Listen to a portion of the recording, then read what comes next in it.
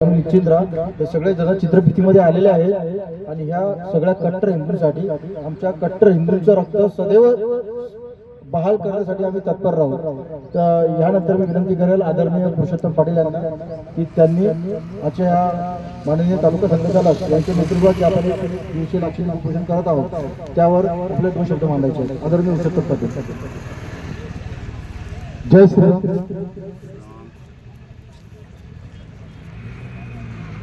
जय श्रीराम। जगातला भारत हा एकमेव देश आहे, भारत माता अवघे विश्वाची माझे घर म्हणणाऱ्या संतांची भूमी आणि म्हणून शरीराच्या कुठल्याही भागाला जर तकलीफ झाली अंगठ्यापासून तर केसापर्यंत तर त्याच्या हृदयाला स्पर्श होतो आणि वेदना काढतात। आणि म्हणून बांगलादेश असेल, पाकिस्तान असेल, इस्रायल असेल का अमेरिका असेल का लंडन असेल का इंग्लंड असेल, जगातला कुठलाही देश असेल तर भारताच्या संतांनी आम्हाला शिकवण दिलेली आहे की अवघे विश्वाचे माझे घर। आणि म्हणून जर बांगलादेशातल्या हिंदूंना जर तकलीफ होत असेल तर भारतातल्या लोकांना वेदना होणारच आणि झाल्याच पाहिजे। कारण ती सुद्धा ज्या देशात जो हिंदू वागतोय तो माझा आहे, पूर्ण भारतच माझा आहे, पूर्ण जगत माझं आहे असं म्हणणं माझं व्यक्तिमत्व आहे, माझा देश आहे।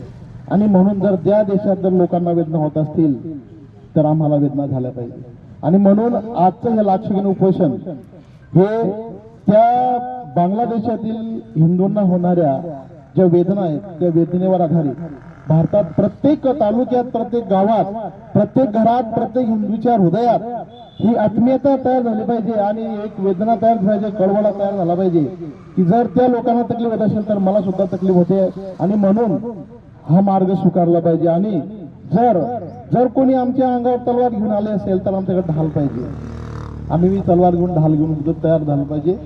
कारण युद्ध करणं किंवा झगडा करणं किंवा भांडण करणं हा प्रत्येकाच्या रक्तात नसतो, परंतु जर समजा यदा कदाचित वेळेनुसार जर ज्या घटना घडत असतील तर त्याला आपण तोंड दिलं पाहिजे।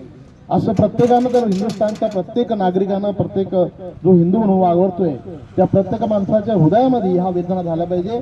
आणि जर असं जर झालं, पूर्ण देश जर जागृत झाला तर ऑटोमॅटिकच जर समजा पूर्ण देश जागृत झाल्यानंतर ऑटोमॅटिक आपोआप ते लोक शांत बसतील।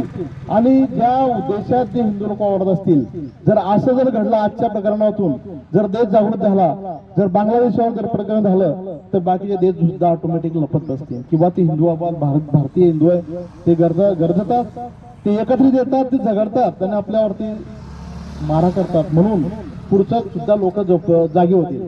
आणि म्हणून आजचा जो दिवस आहे हा पूर्ण भारतभर पसरला पाहिजे, प्रत्येक हिंदू जागृत झाला पाहिजे। ज्या लोकांना ज्या तकलीफ होत असतील त्यांच्या माध्यमातून हा आपला एक आदर्श निर्माण झाला पाहिजे। आणि म्हणून देव, देश आणि धर्म हे सांभाळण्याची जबाबदारी आहे प्रत्येक हिंदूच्या नागरिकाची आहे। आणि म्हणून माझी प्रत्येक पूर्ण हिंदुस्थान आज या लाक्षणिक उपोषण बोदवड तालुक्यातून पूर्ण हिंदुस्थान पर्यंत अशी बातमी पोहोचली पाहिजे की प्रत्येक नागरिक जागृत झाला पाहिजे, प्रत्येकाच्या हृदयामध्ये आज या लोकांच्या बरोबर कळवळा निर्माण झाला पाहिजे। आणि वाटेल तुम्हाला ज्या तनमनधन जे तुम्हाला सहकार्य करता येईल त्या माध्यमातून तुम्ही सहकार्यासाठी उभं राहिलं पाहिजे अशी पूर्ण हिंदुस्थानच्या लोकांना माझी कळवळीची विनंती आहे। जय श्रीराम, जय महाराष्ट्र, छत्रपती शिवाजी महाराज की जय हो। अजून कोणाला आपले विचार मांडायचे आहेत उपस्थितांपैकी? अखेरचा विषय सादर करू जर कोणाला इच्छा असेल तर राहुलजी, संजीव भाऊ,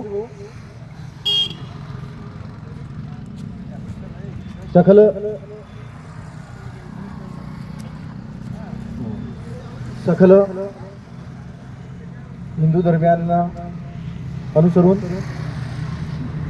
आदरणीय तालुका संघचालक श्री हरिओमजी जयस्वाल यांच्या अनुमतीने विषय मांडत आहे। मराठ्यांसाठी मराठा, माळ्यांसाठी माळी, महारांसाठी महार, मारवाड्यांसाठी मारवाडी, तेल्यांसाठी तेली, कुंभारांसाठी कुंभार, चांभारांसाठी चांभार, लोहारांसाठी लोहार आणि राजपुतांसाठी राजपूत जर एकत्र येत असतील तर मला असं वाटतं हिंदूंसाठी हिंदू एकत्र का येऊ नये। कारण आम्ही आधी हिंदू आहोत आणि नंतर मग आम्ही ठरवू की आम्ही 12 बलुतेदार आहोत का 18 पगड जातीवाले आहोत.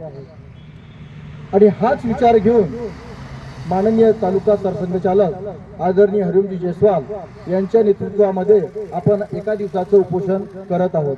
का तर माझा इथला हिंदू धर्मीय हिंदू समाज बांधव संघटित व्हावा, जागरूक व्हावा म्हणून.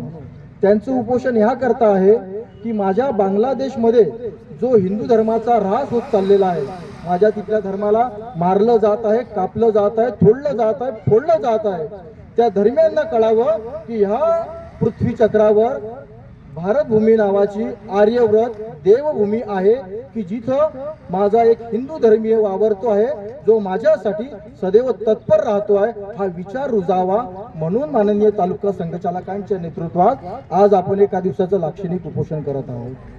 माझ्या बोधवड तालुक्यातला प्रत्येक हिंदू समाज हिंदू धर्मीय एक संघटित व्हावा, एक रूप व्हावा. का तर आपला धर्म सुरक्षित राहावा म्हणून. तर आपला धर्म काही दुसऱ्या धर्माचा प्रतिकार करावा किंवा दुसऱ्या धर्माचा ऱ्हास व्हावा म्हणून पादक्रांत होत नाही आहे. तर आपला धर्म ही मानवता जिवंत राहावी म्हणून आजही जिवंत आहे. आणि हा विचार जोवर जिवंत राहील तोवरच मानवता आणि मानवीय विचार या भूचक्रावर जिवंत राहू शकतो. बरोबर ना आदरणीय काका? तुम्हाला बराचसा अनुभव आहे. आणि म्हणूनच कुठेतरी ही आग धगधगत होती आदरणीय तालुका संघचालकांच्या हृदयामध्ये कैक महिन्यांपासून. जेव्हा त्यांच्या हे लक्षात आलं, ज्यांनी चित्रपतीच्या माध्यमातून बघितलं की बांगलादेश मधला माझ्या हिंदूंना मारलं जात आहे, इस्कॉनचे ते चिन्मय प्रभूजींना अटक केली जात आहे की ज्यांनी 71ला त्या इस्कॉनच्या माध्यमातून लाखो बांगलादेशीयांना त्यांचा धर्म न पाहता त्यांच्या उपजीविकेचं काम केलं. आणि आज जर तिथला माझा धर्म जर संकटात येत असेल तर माझं काहीतरी कर्तव्य आहे. आणि म्हणून मला असं वाटतं की मला जास्त आता अभ्यास नाहीये, परंतु पहिल्यांदा कदाचित हा विषय राबवला जात असेल की कुठले तरी संघचालक म्हणतायत की बघा आता मला माझ्या दायित्वाची पर्वा नाहीये, कारण मला आता पहिले माझी पर्वा आहे माझ्या धर्माची. आणि म्हणून मी आता कुठला विचार करणार नाही. तर मला काय करता येतं? मला साम दाम दंडभेद सगळं करता येतं, परंतु संघाने माझ्यावर दायित्व दिलेलं आहे. त्या दायित्वाला न्याय म्हणून मी माझा मवाळ स्वभाव पुढे आणेल. आणि म्हणून मी काय करू शकतो तर मी आज उपोषण करू शकतो, माझ्या इंद्रियांवर नियंत्रण ठेवू शकतो आणि हा विचार सांगू शकतो या तालुक्याच्या माध्यमातून ह्या देशाला की माझ्या केंद्र सरकारवर 100% विश्वास आहे, राज्य सरकारवर 101% विश्वास आहे. परंतु मी उपाशी राहून हे सांगू इच्छितो माझ्या तालुक्यातल्या प्रत्येक नागरिकाला की गळ्यांनो, हिंदू म्हणून संघटित राहा, हिंदू म्हणून एक राहा. आज सीमेपलीकडे आपल्या धर्मियांवर अत्याचार होत आहे, त्यांचा ऱ्हास केल्याचा प्रयत्न होत आहे. आणि तसं होऊ द्यायचं नसेल तर त्यांना हे दाखवायचं आहे की आर्यभूमीत आमच्यासारखे तुमच्यासाठी तयार आहे. आज उपोषण करू शकतो.